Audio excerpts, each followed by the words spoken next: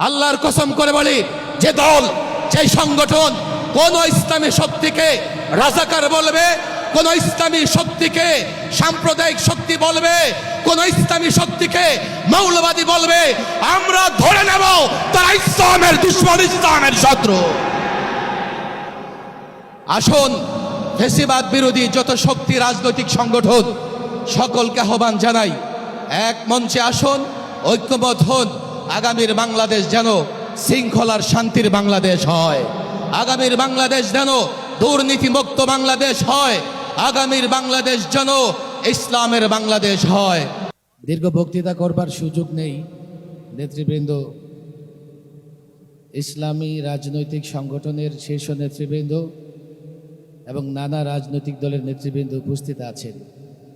তাছাড়া সকাল থেকে থেমে থেমে বৃষ্টি হবার কারণে মাঠে আপনারা যারা আছেন আপনারাও বড় কষ্ট করছেন। তারপরেও যে জাতি ড্রোন কিংবা বুলেটের আঘাত পরোয়া করে না, তারা বৃষ্টি পরোয়া করতে পারে না। সংস্কার বিষয়ে একটা কথা স্পষ্ট বলতেই হয়। 34 বৎসর বাংলাদেশের সংবিধানে আল্লাহর উপর পূর্ণ আস্থা ও বিশ্বাসের বিষয় ছিল মূলনীতিতে। 2011-তে ফ্যাসিবাদী হাসিনা সরকার আল্লাহর উপর পূর্ণ আস্থা বিশ্বাস তুলে দিয়েছে। আমরা দাবি করেছি, সংস্কার কমিশনের সঙ্গে বৈঠকে দাবি করেছি। আজকে এই জনতার মঞ্চ থেকে আমি দাবি করতে চাই, আল্লাহর উপর পূর্ণ আস্থা বিশ্বাস পুনর্বহাল করতে হবে, এর ব্যতিক্রম জনতা মানবে না। বিচার, মাঝখানে বিচার, তারপরে নির্বাচন। আমরা নির্বাচন নিয়ে অনেক কথা শুনছি, কিন্তু বিচার কার্যক্রম দৃশ্যমান দেখছে না।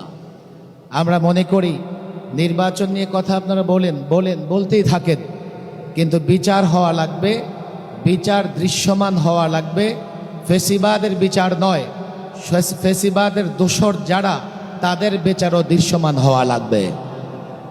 নির্বাচন বিষয়ে একটা কথা স্পষ্টই বলতে হয়, কালো টাকা, পেশি শক্তি কোনো ধরনের প্রভাব যেন মাঠে না থাকে। সেক্ষেত্রে ইসলামী আন্দোলন যে দাবি জানিয়েছে, আমরাও সে দাবির সঙ্গে একমত পোষণ করেছি।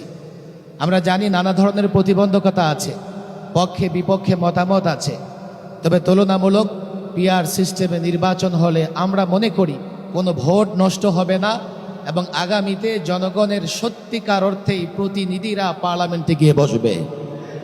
চূড়ান্ত কথা, গত 16 বছরে নয়, 53 বছরের বাংলাদেশে ইসলামী শক্তিকে দাবায় রাখবার জন্যে, ইসলামী শক্তিকে দুর্বল করবার জন্যে, ইসলামী শক্তিকে নানাভাবে প্রতিহত করবার জন্যে ষড়যন্ত্র হয়েছে।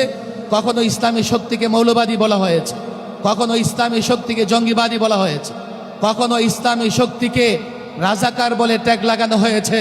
আজকের মঞ্চ থেকে পরিষ্কার বলি, এখন মুক্ত বাংলাদেশ, আমরা মুক্ত।